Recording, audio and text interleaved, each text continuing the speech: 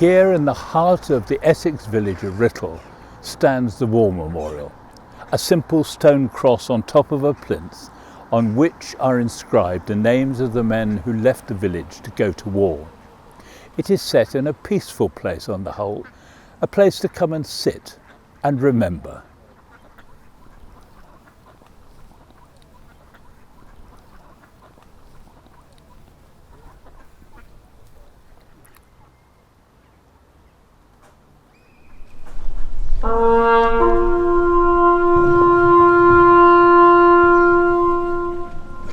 On this day of national remembrance, let us remember the brave men and women of Writtle, who left our village and all that was dear to them and never returned. Let all of us who came after ensure their names are never forgotten.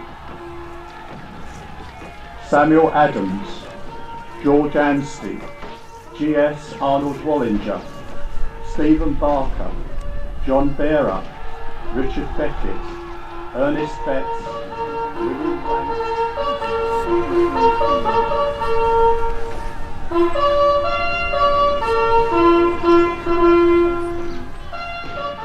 Lord God of hosts, be with us yet, lest we forget, lest we forget.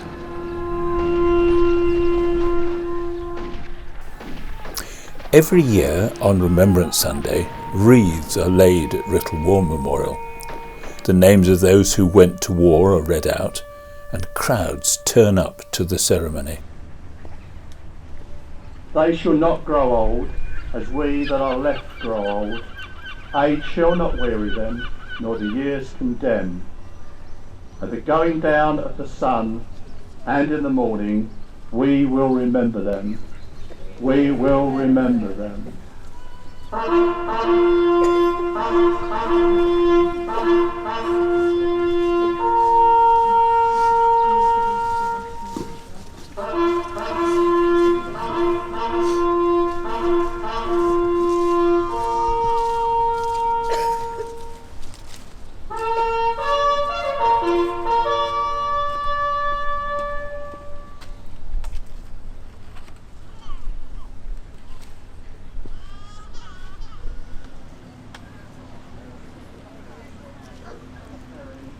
John Paul, William Paul, James Rumsey, Ernest Sharp, William Shingley, Martha Townsend, James Usborne, Basil White, Charles Wilkinson, Cecil Woodhouse, Joseph Young. Essex boasts the only remaining complete World War I airfield at Stomaris, near Southwood and Ferrers. Well worth a visit.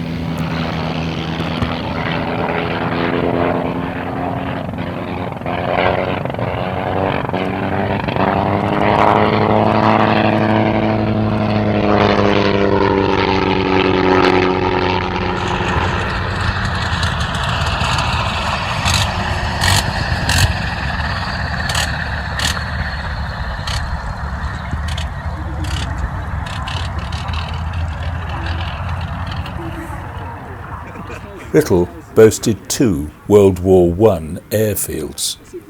Recently, plaques have been placed in both locations to mark the sites. These 2 airfields have long since disappeared, and it's really difficult to imagine aircraft landing and taking off here in Writtle.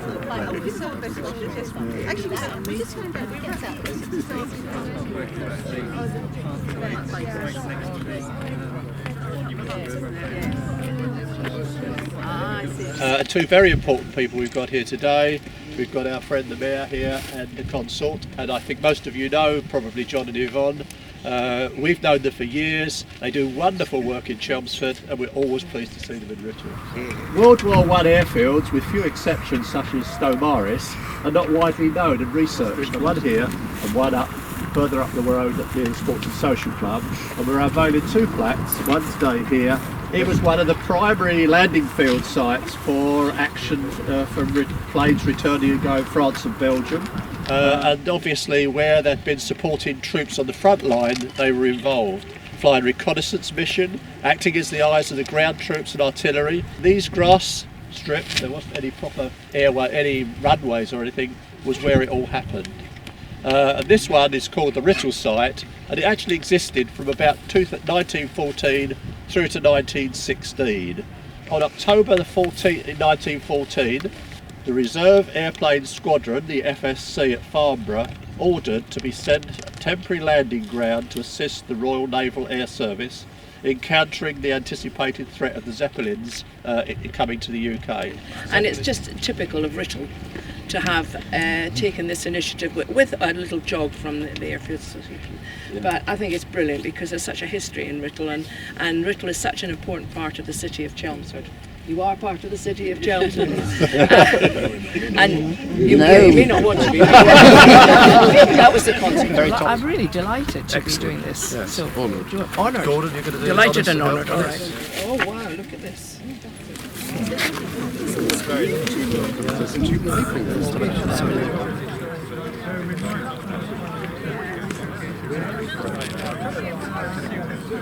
Right, so this is the second plaque, and this is officially the Widford one. And we've got Peter Tyrrell here today, who's a bit of an expert on, because he lived in Widford. And if afterwards, over a cup of tea, you want to chat to him, but he has told us that the airstrip is, where do you say, Peter, it started? It started from Widford Church, Yeah. down the lane, Yeah, down the dip, yeah, and over Little Tiny Brook, Yeah. then up to where that yellow building is there, and that was the football pitch, Yeah. and that was also the airstrip. Widford was chosen in December 1914 to operate land planes as one of 5 branch stations for the RNAS. And their job was basically the 4 of them really was to operate together as a team. And there was one at Burnham on Crouch, one at Chingford, one at Maidstone, and one at Ramsgate in Kent. An aircraft based in the 2 fields, including Caudrons and BE-2Bs. There isn't much in the records of a lot of the things that went on, but we do know that on certain nights, and it's recorded in the book, there were sorties to try and stop the Zeppelins. And after that period, after it finished, which wasn't a very long time, if you look only 1914 to 16, the airstrip was used for other things, and it was actually used partly by the Marconi units. Some of the aeroplanes that were still up there, they used to actually do the early work on installing the radios into the actual planes. So our second very pleasant duty, for those that weren't at the first, we were really delighted that our Mayor has come today to do this job for us. Great friend of Writtle, and she's going to do the plaque. We might have to help her on the top bit, and then after that, that's right, yeah. I think this is a very special year. It's special for me too because it touches us all and it touches people, lots of families. Because my own grandfather, I went to France 2 months ago to visit his grave on the centenary of his death. Today is not just about remembering the past, but it's about reminding us today of the future and the price that people paid 100 years ago and before that, but it's to remind us of our freedom now and the freedom, hopefully, the price that could be paid for conflict. Let's hope that will never happen again. So it's very important. So I am very honoured as Mayor of Chelmsford. I said it's lovely to be Mayor of Chelmsford and have Writtle within our boundary, as you said. May not necessarily always want to be in Chelmsford, but you are and I am really, really thrilled and honoured to be unveiling this plaque today. So thank you for asking me. Right, now, it's a big pull, is it? I hope so. Let's have a go here. Don't pull the plug off. Did you hear she got It's coming. It's coming. There you go. All right. I'm not quite tall enough. Let you hold it as it comes down. There you are, So the it comes photographers can get it. This is it coming down.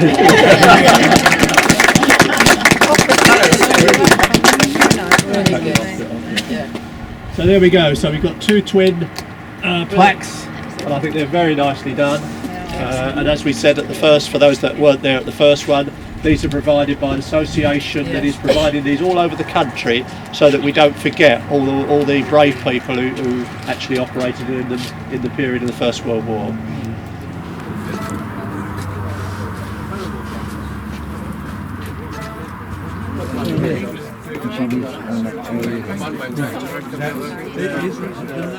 So let's give the last word to Rudyard Kipling in the words of his poem, Lest We Forget.